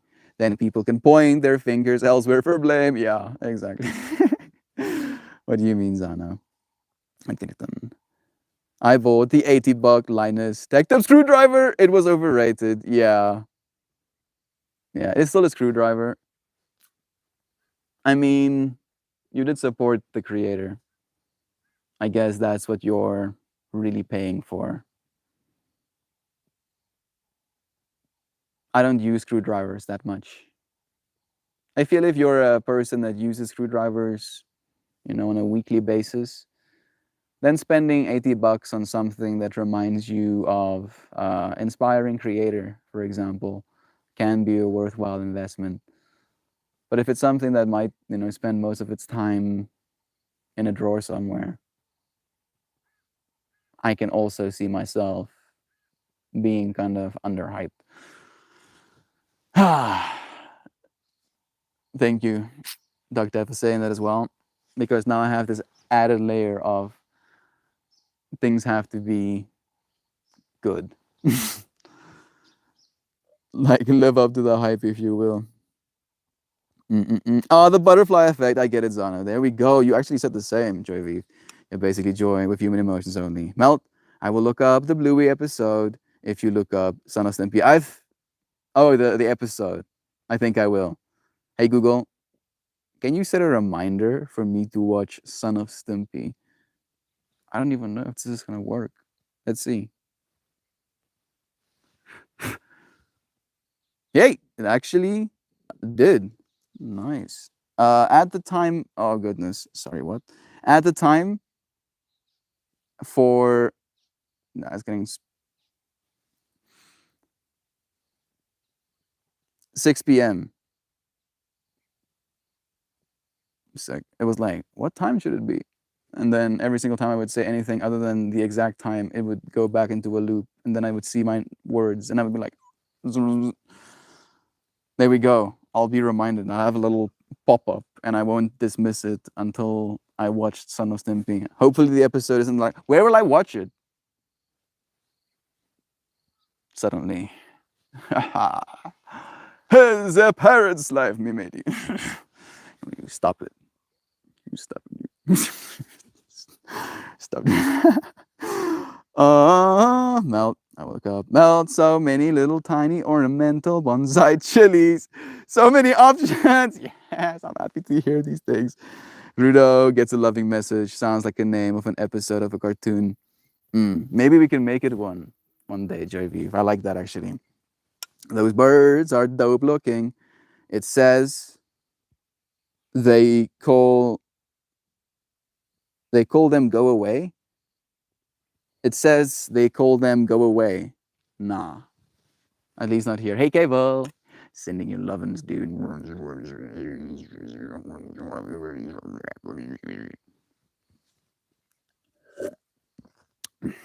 How are you? How are you doing, dude? Those birds are looking dope. Young Christians later had kind of melty eyebrows. He would maybe see it in a still photo. It's more the movement. Yeah. I can see it. I can see myself in cartoon characters as well. It's kind of beautiful sometimes. Just acknowledging that there is so much diversity. And yet synchronicity, multiplicity and unity, right? Doom, doom, doom, doom, doom, doom, doom. I wish my cats would cook, but they can't, so I shall force myself up and put bacon on the baking sheet in the oven. We baconing, Joy Vive, oven bacon gives me PTSD. My mother only liked bacon cooked one step away from ashes. Oh, dude. I also don't understand families that do that, dude. When I get served bacon that is like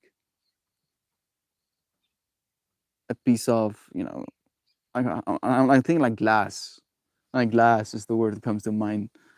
Where if you like flex that bacon, past like 2 degrees, it instantly snaps into 70 pieces. shatter glass bacon. And I'm like, is this good to you? Like I can get behind if you're eating like chips, but how am I supposed to cut this with my knife? Like the only option is for me to like apply pressure until it snaps apart. And then I usually like to go bacon and then put a piece of egg almost like on the flat side, right? But if the bacon is so hard and I like try to push the fork into it and it snaps into smaller pieces still, I'm like, bro, please. How am I supposed to eat this bacon off my plate? Oh goodness, I feel you, Duck Dad. Blessings. At least we get to cook with bacon our way. Thank you for novelty ideas and goals for growth. Thank you, Ezra, for being willing enough to sit in and listen, dear friend. Mine too, Duck. I had no idea I even liked bacon until my boyfriend, now hubby, cooked it for me. Same bacon whistle response proved successful once again. Love you guys. I gotta go for a walk, please, and find an entrance to underground tunnels. That is such an interesting sentence. You see, this is the kind of novelty that you don't find anywhere else. Where would you ever think that you would read the sentence? Love you guys. I gotta go for a walk and Find an entrance to an underground tunnel. What? What do you mean find? You don't know where the entrance is to this underground tunnel that you know about? Oh goodness. Have fun. Thank you, Susanna, for spending some time with us. Go for walks, friends. Go for more walks. Walking is good for you. Are you on quest to some kinds on a... It feels that way, right? Again, Cable, sending your love. I see Sam. Loves you again, dude. I'm doing good, mate. I'm about to end the year as an English teacher. Gangster. Dude. I was an English teacher for a year and 4 months. No, a year and 4.5 months. About a year and 4 months. I went to China for it. It was quite an experience. How are you finding it, dude? How are you finding it? Mm-mm-mm-mm-mm-mm. Mm-mm-mm-mm-mm. AI reminds me of when PCs were new. My adult friend, my adults, many adults were so scared of using them and what is meant for their jobs. Humans are flexible. We will all change with what AI brings. Beautifully said. I don't know if that's the way it's supposed to be, Christina, but your profile picture makes me think every single time I see it of a silicon wafer with chips already embedded in it. I don't know if that was the intention, but just this fractal kind of like forces me to say that. It's good, but I am also ready to go to the next step. I want to get a creative job in the next year. That's my resolution. What creative job do you want to get? Who would you have to reach out to get it? What are you willing to do? Do you have financial goals? Right? And this is not me offering a job. I unfortunately do not have the resources yet. But when it comes to wanting to find something new, seeing it in your mind might be the first step, right?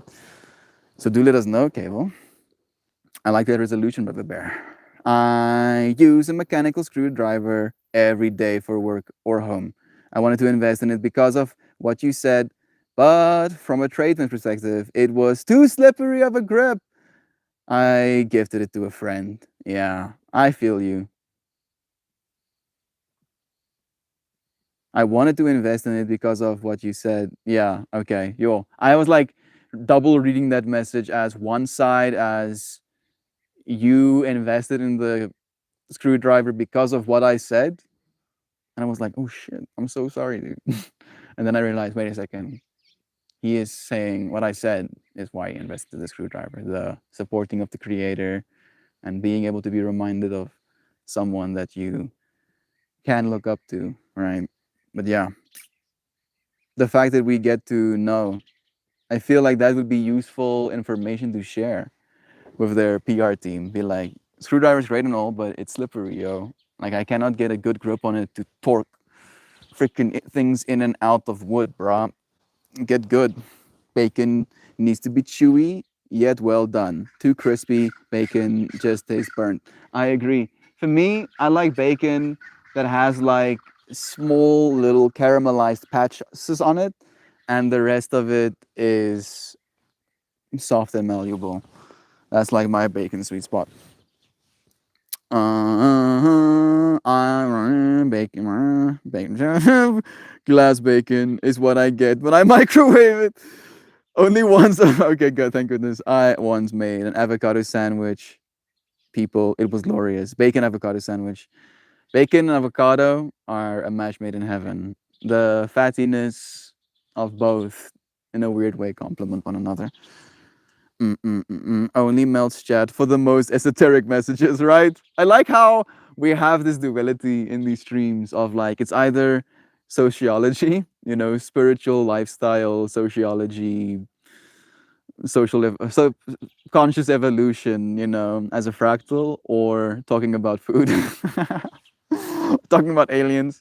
Like we go into some novel topics. I would like to say, pat self on back. You're so great. Thank you, self. You're welcome. Stop it now. Okay. I once made bacon chips, Christina. Cable, your sandwich was amazing. Love is true. Thank you, Cable. I like to call it medium Yeah, I like to call it medium well, like a snake, like a steak. Got to go, guys. Love you, Cable. We'll see you again soon.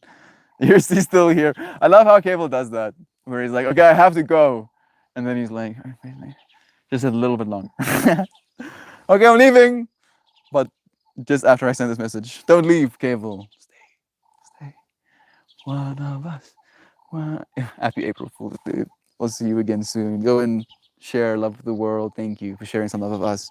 We'll see you soon. Mm-mm-mm. Gutters are the entrances to underground tunnels. Watch out for clowns down there. I had to go to the It Vibe. I remember you telling about your Chinese experience. You cried because you enjoyed the love to do much. For me, I enjoy teaching. I don't enjoy the company I work for, though. It's not sustainable. I also enjoy teaching, but the company I was working for was radically underpaying me.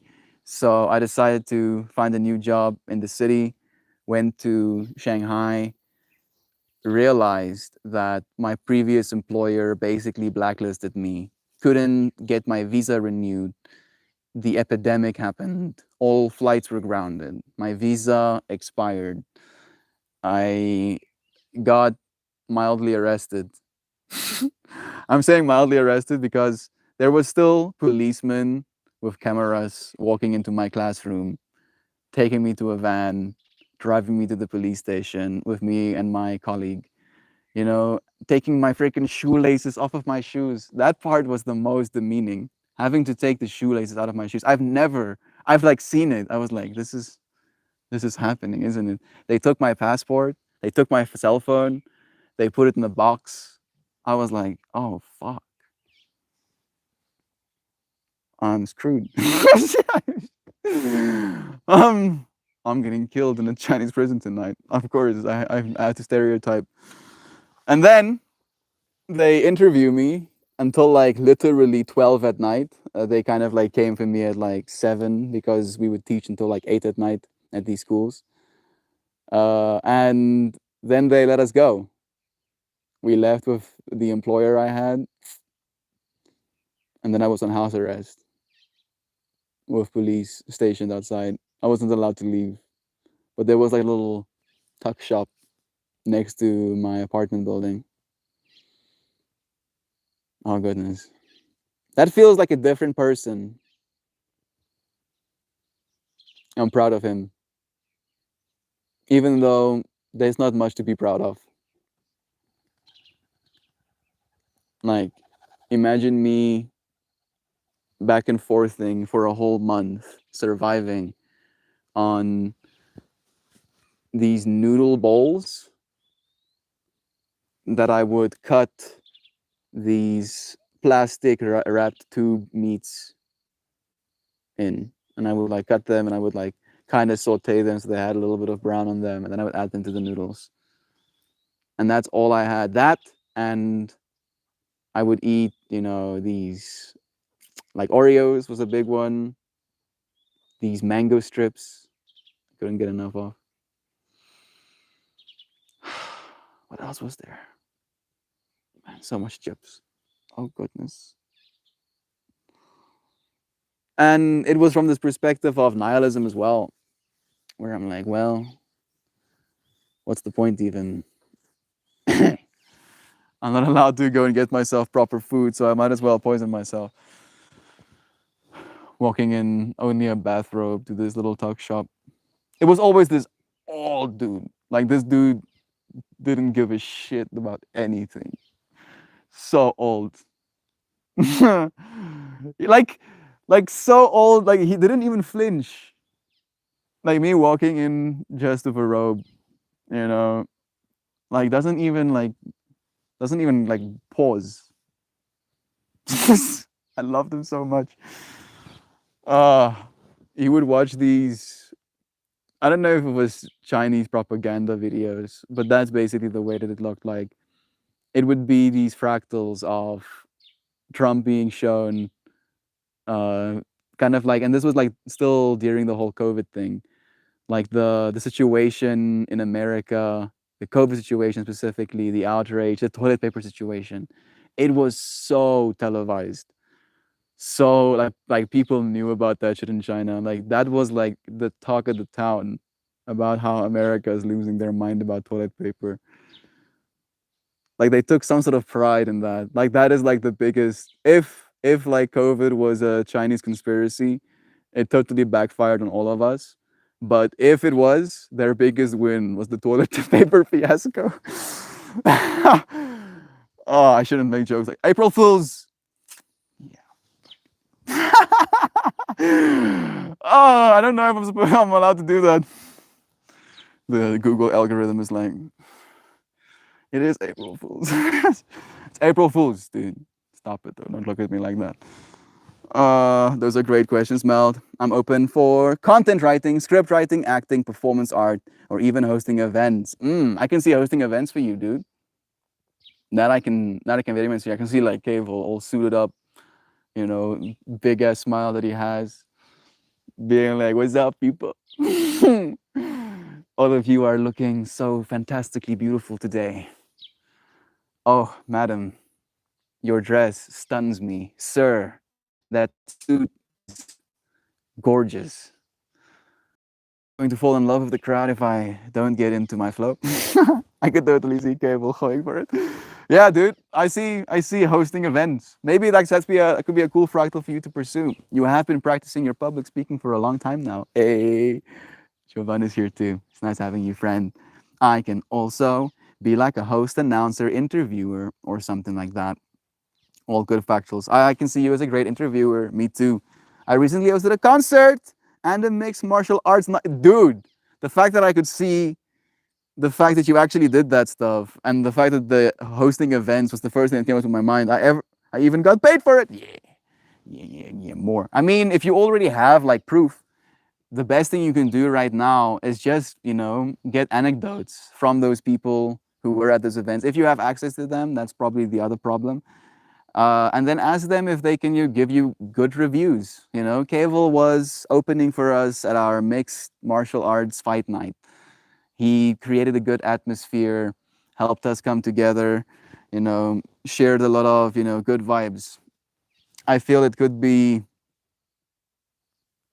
something you'd be good at, dude. You're great to be around, Cable. You're probably not here. I can feel Cable.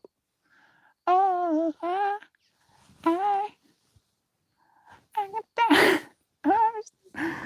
oh, see you again soon, dude. Instead of Graham Norton presents, it would be Cable Josie presents. Yeah, right. I waited for 4 months for it to ship. Oh, that sucks even more. Melty, I DM'd you the link to the Rink and Snippy episode from YouTube and the GIF of Christian Slater's eyebrows. Thank you, Loazana. I'll check it out. Christina, you can have a bite of my sandwich whenever. Avocado, bacon, garlic powder, salt, and a little spice. It was killer. Sounds nice. I'm soaking it in as much as possible before we go below freezing joy. Breathing with you. No, you missed the humor in my message. It was killing a dragon. I was killing a dragon and everything. Maybe I did. I feel it was still beautiful. Bacon and avocado are great. I used to get a sandwich, Saskatoon, called an ABC. It was avocado, bacon, and crab meat on a croissant. Heavenly. That does sound vibey. I think they made the screwdriver for more of the indoor use crowds, electronics and stuff, not field use. No shade on it. Just picked a brand more suitable for my uses. I feel it. Melt missed my joke, but he gives me such love. I don't mind it at all. We do love you, dude. Sending you good vibes. Mildly arrested. he manages my he mangles my messages too. Yeah, I do. I am mildly dyslexics. Yes. Wish I could say April Fools. Wish my brain could April Fools itself and reading messages perfectly. Resonation, joy, melt is just joke comment blind. I think I am, unfortunately. I take it too literally. Like my brain isn't wired that way. It's like, yeah, whatever this person is saying right now, they're meaning it in the most literal sense possible. There's no room for interpretation. You need to take them seriously. Like I want to show you this because it's melting my brain with how beautiful it is. Doop, doop, doop, doop. Melty, how you describe Cable is the Midwest. Goodbye. Takes 4 times to say goodbye. I love it, dude. It's the most. I'm that way as well, dude. That's why I like seeing it. Mm, the Midwest goodbye is a time-honored tradition, sir. I love it too. Love it for it. What the fuck? That sounds terrible. It wasn't the greatest vibe. Well, now you get street cred, Melty, because you've been to jail. Yeah, yeah, sure. I totally went to jail. I'm proud of you, dude, for making it through that. I would be raging out. I was, dude. I was so pissed off, bro, because what happened is I was working for a place that I was technically not supposed to work for, and I was technically not supposed to work for them because I couldn't get my visa renewed. My visa couldn't get renewed because there was a 2 month extension because of the whole COVID epidemic, and I still had to work so that I can live in the freaking apartment. And then the apartment I had to live in to work for this place got me arrested for working for them. So I was like, bruh, what the fuck? Oh, this is like on my list of things that are not cool. This pretty much goes up there. Oh, Mild can officially go gangster rap. Get myself face tattoos and everything. Would they let you out to go next door to get food? Or would they get it for you? I would get to go out to get food for myself next door. I don't know if they were really paying attention to me even. There was just a car parked. It was like I wasn't supposed to flee the space I was in or go anywhere because they still had my passport. They were like, "We'll give you our conclusion." Like I probably share that little fractal. When they let me out that night, they kept my passport, and they were like, "We'll let you know what our conclusion is." Right. So that month that I was spending in pessimism, I was spending in this fractal of, oh, they are gonna decide whether or not they'll arrest me or deport me or do something, and I have to be in this house because I am a passportless foreigner in their country. Right. I'm gonna stop reading now. That red light has faded, so I'll bring it back. Sicketh. Would they let you go? Okay, here one. Viv. It was in Gen Pop in a country jail for 12 hours. Story time, another time. Looking forward to it, dude. Aren't you glad you stayed for story time, Cable? Bro, the toilet paper shortage was real. I was wiping my ass with napkins for 2 weeks. I just happened to get out when it all hit, bruh. That is so brutal. There was no toilet paper shortage in China. Like, again, there was this weird pride about it. Like, we have so much toilet paper. They make their toilet paper out of bamboo. Most of the toilet paper I used, bamboo toilet paper. There's a bunch of little muggies. Small little fruit flies. Woo! Woo! Wow! Wow! Woo! Wow! Wow! Wow! I'm flying! Wow! I don't know why they do that. They just conglomerate. Maybe they're hooking up or something. Do you have to do that next to my face? That's rude, yo. Oh goodness, I'm seeing the fractals opening up. I'm sorry. Did I touch a sensitive spot? I shouldn't have. I was just joking. April Fools. I'm fooling Aprils, please. I'm fooling it. You know what's also real? Panic buyers sitting on 10 years of Clorox wipe. 10 years. Yeah, get wrecked. I hope they get dry and they chafe your asshole. I'm sorry. April Fools. Ha ha. Oh, I'm sorry. No, they never stopped being funny. It was wild, dog. People hoarding it. Our stores quickly limited how much people could buy in one trip. It's so stupid. Okay, well, I used to cage fight. I would have loved you as my announcer, right? I cried when I had to poo during the TP short. Oh, goodness. Yudi and Pippi straight chilling. I was happy that they were like kind of like filling the space like that. There were still lively characters. I think that spiky tree on the left is an alien living in plain sight. Might be, dude. This one. I think all of them are aliens. All of us are aliens, right? Our dogs are aliens to us. We're trying to figure out how to communicate with whales right now. Dolphins as well. They have dialects. They have certain patterns of speaking. Hey, Dan is here. I love you. I've been talking to my dad about ancient civilizations, dude. I'm like, yeah, dude. My dad is on board. He's like, yeah. I don't understand how he can be on board of ancient civilizations and also at the same time hold the beliefs he does, but I'm getting there. I'm having this my little being like, yeah, there's some crazy shit out there, dude, that we don't know, right? Look at this evidence, right? Go back type like, how are you doing, Dan? It's nice having you, man. TP shortage. It was so weird. The melt fam. Love you again, dude. I hope they get dry and chip your ass. Who would say something like that? Who would say something like that? Richard, you're Dan, right? I do believe so. Thank you, friends, for saying hi. With you here, Dan, I feel it's a beautiful time to pull a card. You want to see what the universe has to say through sacred geometry? Let's see. This card, or this one, or that one, or this one, maybe this one, maybe that one. No, maybe this one. No. This one, yeah.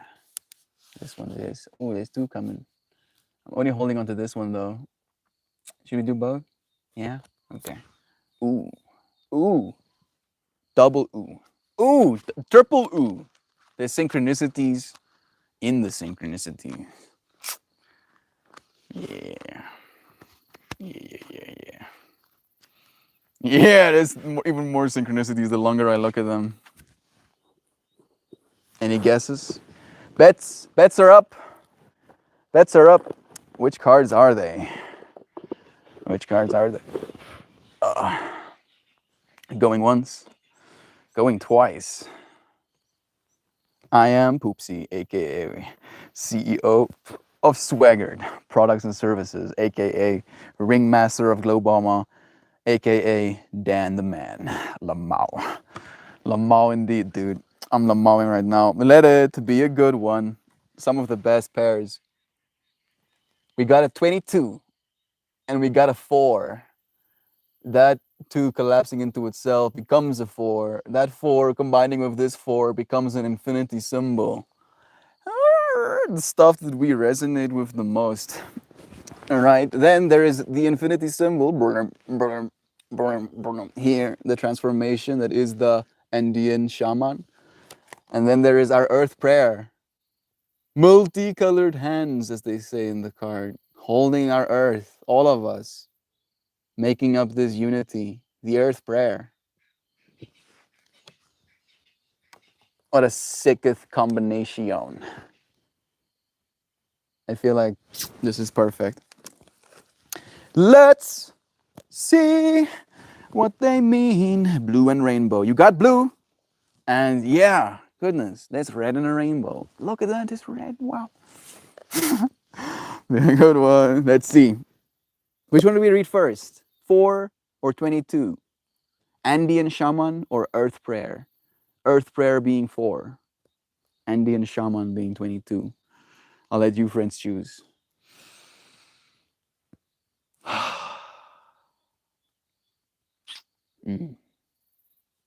I see clouds slowly pushing up against the mountainside, rolling up on themselves, and then flowing back down. 4, 22. We had 22 first, 22 the second card, so 22 first. Okay. Lausanne. Technically, if we split your 22 into 2 different answers, you know, like Christina and Shannon's, your answer is also 22.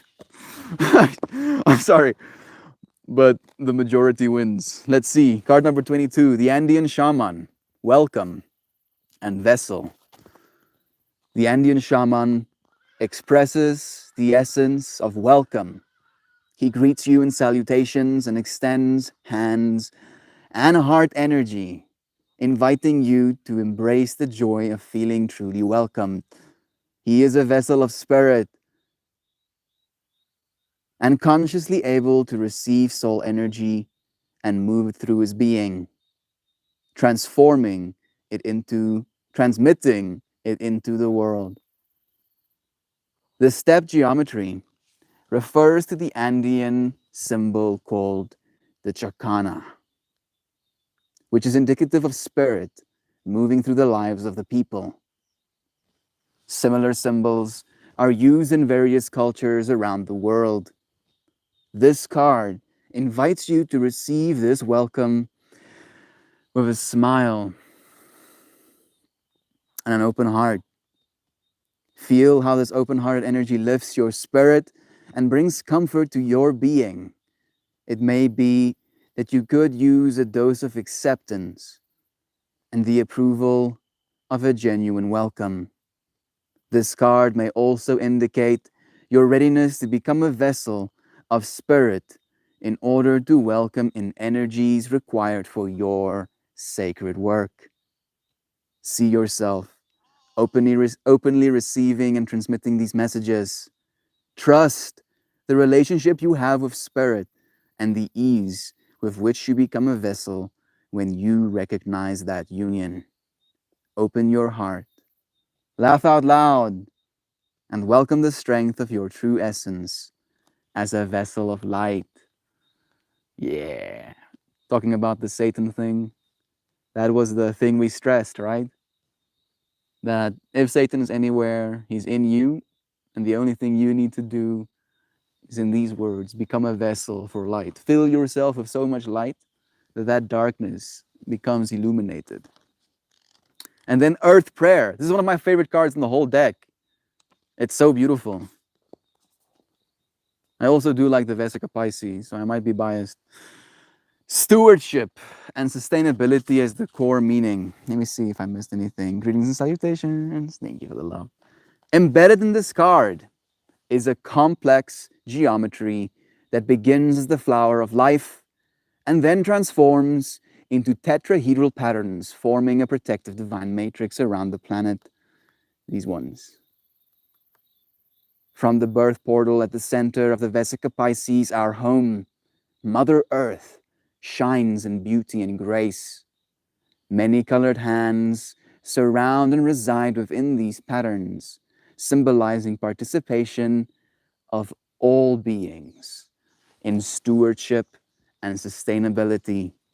Stewardship denotes understanding that there is spirit in everything and that everything is connected. It implies awareness that each of our actions, whether it is growing a vegetable, maybe some chilies, cutting a tree, or using natural resources, affects the whole.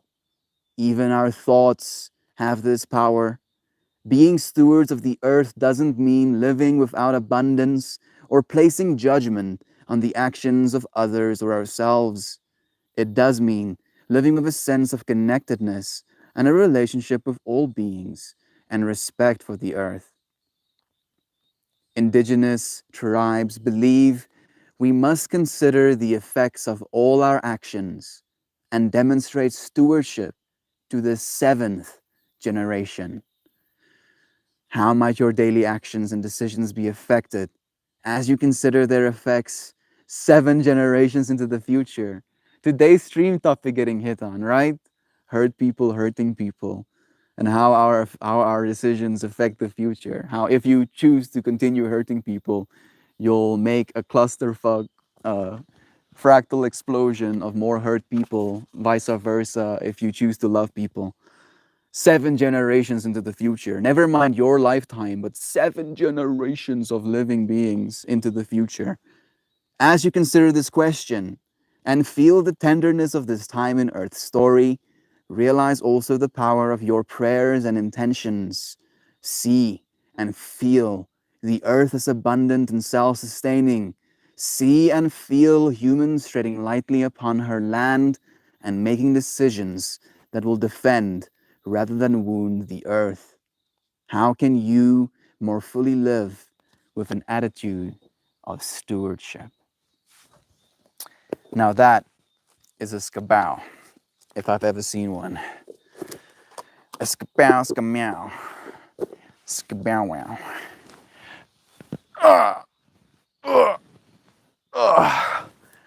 Flight, flight, die story is uit. It's the way we end stories in Afrikaans. Flight, flight, die story is uit. The story is over. Thank you, friends, for April fooling with me. April fooling around with me. It's like, that's cringe, Mel. I'm sorry. I'm trying to capitalize. We only got one April Fool's, right? Thank you, friends, for joining me. It was nice having all of you here. Sending you eternal blessings. I don't know if chat is still or not coming through, but I know I love you.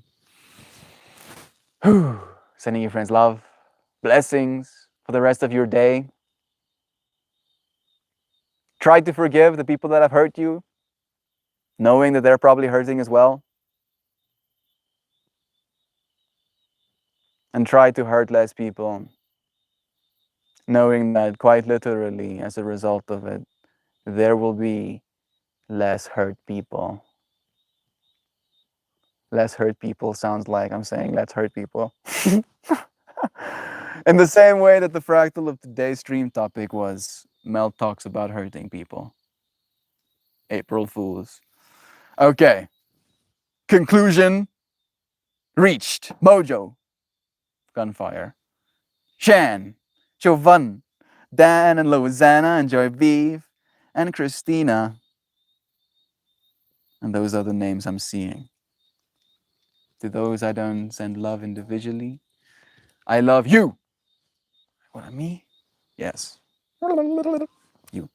What is best in life? To see your enemies driven before you and hear the lamentations of the woman. And hear the lamentations of the woman. Conan the Barbarian. Meow meow. I don't know what that means either, Kitty. But I know you friends are beautifully loving. Thank you for spending this time with me. And I'll see you again soon.